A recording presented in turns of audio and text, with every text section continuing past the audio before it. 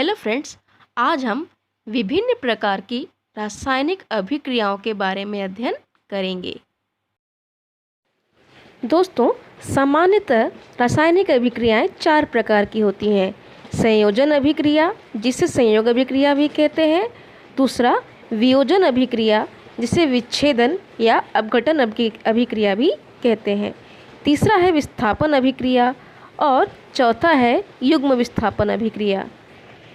तो आइए पहले देखते हैं हम संयोजन अभिक्रिया के बारे में।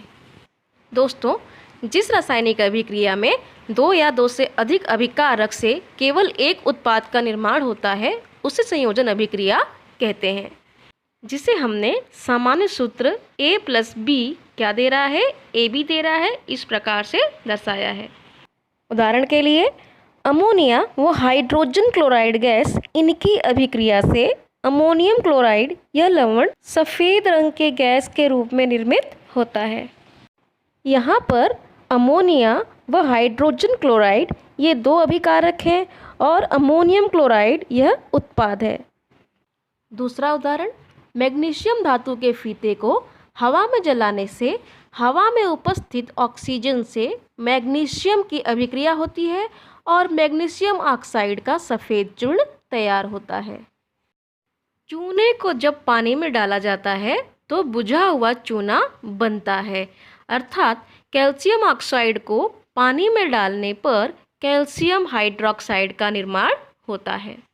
इसके साथ साथ भरपूर मात्रा में ऊष्मा का निर्माण होता है। जब हवा में कोयले का दहन होता है तो कार्बन और ऑक्सीजन आपस में मिलकर कार्बन डाइऑक्साइड का निर्माण करते हैं। इसी प्रकार जब हाइड्रोजन और ऑक्सीजन गैस आपस में मिलते हैं तो पानी का निर्माण होता है। दोस्तों, ये सभी अभिक्रियाएं संयोग अभिक्रिया के उदाहरण हैं। आइए देखते हैं अब विच्छेदन अभिक्रिया के बारे में, जिसे अपघटन या वियोजन अभिक्रिया भी कहते हैं। वियोजन अभिक्रिया संयोजन अभिक्रिया के विपरीत होती है। इस अभिक्रिया में एक अभिकारक वियोजित या विघटित होकर 2 या अधिक उत्पादों का निर्माण करती है। यहाँ पे पदार्थ के विघटन के लिए ऊर्जा की आवश्यकता होती है, इसलिए ऊर्जा के स्रोत के आधार पर वियोजन अभिक्रिया के कई प्रकार होते हैं, जैसे ऊष्मीय वियोजन, इलेक्ट्रोलिटिक वियोजन, प्रकाशीय वियोजन इत्यादि। तो पहले देखते हैं हम ऊष्मीय वियोजन के बारे में। जिस अभिक्रिया में पदार्थ को विघटित करने के लिए बाहर से ऊष्मा दी जाती है उसे ऊष्मीय वियोजन अभिक्रिया कहते हैं। जैसे शक्कर को गर्म करने पर कार्बन और पानी के वाष्प का निर्माण होता है। उसी प्रकार कैल्शियम कार्बोनेट को गर्म करने पर कैल्शियम ऑक्साइड और कार्बन डाइऑक्साइड गैस का निर्माण होता है। फेरस सल्फेट को गर्म करने पर ferric oxide, sulphur dioxide gas और सल्फर ट्राइऑक्साइड गैस का निर्माण होता है। यहाँ पर एक ही पदार्थ से विघटन होकर कई उत्पादों का निर्माण हो रहा है। आइए अब देखते हैं प्रकाशीय वियोजन अर्थात प्रकाशीय अपघटन के बारे में। जब सिल्वर क्लोराइड को सूर्य की रोशनी में रखा जाता है, यह वियोजित होकर सिल्वर और क्लोरीन का निर्माण करता है। सिल्वर क्लोराइड एक सफ़ेद पाउडर है जो सूर्य की रोशनी पड़ते ही भूरे रंग का हो जाता है। उसी प्रकार सिल्वर ब्रोमाइड एक हल्का पीला पाउडर होता है जो सूर्य की रोशनी पड़ते ही हल्के भूरे रंग का हो जाता है। यहाँ भी एक यौगिक का विघटन होकर 2 अलग अलग उत्पादों का निर्माण हो रहा है। आइए अब देखते हैं विद्युत अपघटन के बारे में। विद्युत अपघटन होता क्या है, पहले हम ये देख लेते हैं। जब अम्लयुक्त पानी में विद्युत धारा प्रवाहित करने पर पानी का अपघटन होकर हाइड्रोजन तथा ऑक्सीजन गैस का निर्माण होता है, तो यह अपघटन विद्युत ऊर्जा की सहायता से होता है, इसलिए इस अपघटन को विद्युत अपघटन कहते हैं। जैसे यहाँ पर अम्लयुक्त पानी में विद्युत धारा प्रवाहित करने पर हाइड्रोजन और ऑक्सीजन गैस दोनों विघटित हो जाते हैं। आइए अब देखते हैं विस्थापन अभिक्रिया के बारे में। इस अभिक्रिया में अधिक अभिक्रियाशील पदार्थ कम अभिक्रियाशील पदार्थ को उसके यौगिक से अलग कर देता है। माना किसी यौगिक में दो तत्व हैं ए और बी। अब वहाँ पर सी तत्व जो है वो बी से अधिक क्रियाशील है। जब सी को ए बी के साथ मिलाया जाता है तो अधिक क्रियाशील होने के कारण सी बी को अपने स्थान से विस्थापित कर देता है और इसे ही विस्थापन अभिक्रिया कहते हैं। माना कि कॉपर सल्फेट के विलयन में हम लोगों ने आयरन अर्थात लोहे की कोई कील डाल दी, अर्थात उसमें लोहा मिला दिया। तब यहाँ पे हमें क्या मिलेगा? फेरस सल्फेट और कॉपर। फेरस सल्फेट का निर्माण कैसे होता है? क्योंकि आयरन कॉपर से ज़्यादा क्रियाशील है और इसीलिए कॉपर सल्फेट में से आयरन कॉपर को रिप्लेस कर देता है, विस्थापित कर देता है और इसीलिए कॉपर सल्फेट के स्थान पे हमें क्या मिलता है? Ferrous sulphate. और आयरन की कील के ऊपर जो भूरे रंग की परत जमा होती है वो होता है कॉपर। उसी प्रकार कॉपर सल्फेट में जिंक मिलाने पर जिंक सल्फेट का निर्माण होता है और कॉपर अलग हो जाता है। आइए देखते हैं अब युग्म विस्थापन अभिक्रिया के बारे में।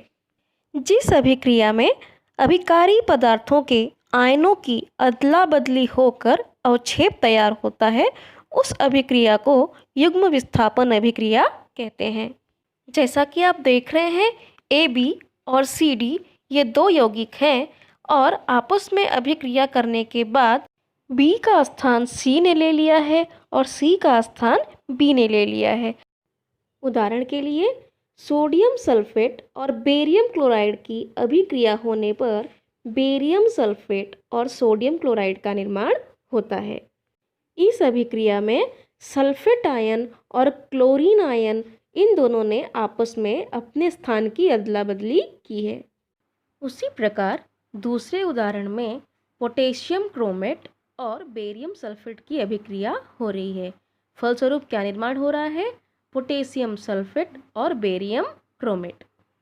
बेरियम क्रोमेट के अघुलनशील पीले रंग के अवक्षेप का निर्माण होता है। यहाँ पर सल्फेट और क्रोमेट इन दोनों आयनों ने आपस में अदला बदली की है। दोस्तों, ऊष्मा के आधार पर रासायनिक अभिक्रिया दो प्रकार की होती है। ऊष्माशोषी अभिक्रिया जिसे हम ऊष्माग्राही अभिक्रिया भी कहते हैं और दूसरी ऊष्माक्षेपी या फिर इसे ऊष्मा उन्मोची अभिक्रिया भी कहा जाता है। तो आइए पहले देखते हैं ऊष्मा उन्मोची अभिक्रिया के बारे में। दोस्तों, जिस अभिक्रिया में ऊष्मा निकलती है उसे ऊष्मा उन्मोची अभिक्रिया कहते हैं। ऊष्माक्षेपी अभिक्रिया के कुछ उदाहरण नीचे दिए गए हैं। जब प्राकृतिक गैस का हवा में दहन होता है तो कार्बन डाइऑक्साइड गैस और जल वाष्प उत्पन्न होते हैं। इस अभिक्रिया में अत्यधिक मात्रा में ऊष्मा निकलती है। इसके अलावा श्वसन की प्रक्रिया भी ऊष्मा उन्मोची अभिक्रिया का एक अच्छा उदाहरण है। इस अभिक्रिया में ग्लूकोज का दहन होता है जिसके कारण कार्बन डाइऑक्साइड और जल का निर्माण होता है और ऊष्मा निकलती है। इसके अलावा जिस अभिक्रिया में हमको बाहर से ऊष्मा देनी पड़ती है अर्थात अभिक्रिया को संपन्न करने के लिए ऊर्जा की आवश्यकता पड़ती है तो उसे हम ऊष्माग्राही अभिक्रिया कहते हैं। जैसे जब कैल्शियम कार्बोनेट को गर्म किया जाता है तो यह वियोजित होकर कैल्शियम ऑक्साइड और कार्बन डाइऑक्साइड गैस का निर्माण करता है। इस अभिक्रिया में अभिक्रिया मिश्रण को ऊष्मा प्रदान की गई थी। इसका मतलब यह है कि इस अभिक्रिया में ऊष्मा का शोषण हुआ है। जिस अभिक्रिया में ऊष्मा का शोषण होता है उसे ऊष्मा शोषी अभिक्रिया कहते हैं या तो ऊष्माग्राही अभिक्रिया कहते हैं। तो दोस्तों, आज के लिए बस इतना ही। अपने अगले वीडियो में हम रासायनिक अभिक्रिया पे प्रभाव डालने वाले कारक और साथ ही साथ आपसी अवकरण अभिक्रिया के बारे में भी अध्ययन करेंगे। मेरा वीडियो अगर आपको अच्छा लगा तो वीडियो को लाइक करें, चैनल को सब्सक्राइब करें और अपने दोस्तों में शेयर करें जिससे अधिक विद्यार्थी इसका लाभ ले सकें। तो मिलते हैं अगले वीडियो में, तब तक के लिए बाय बाय।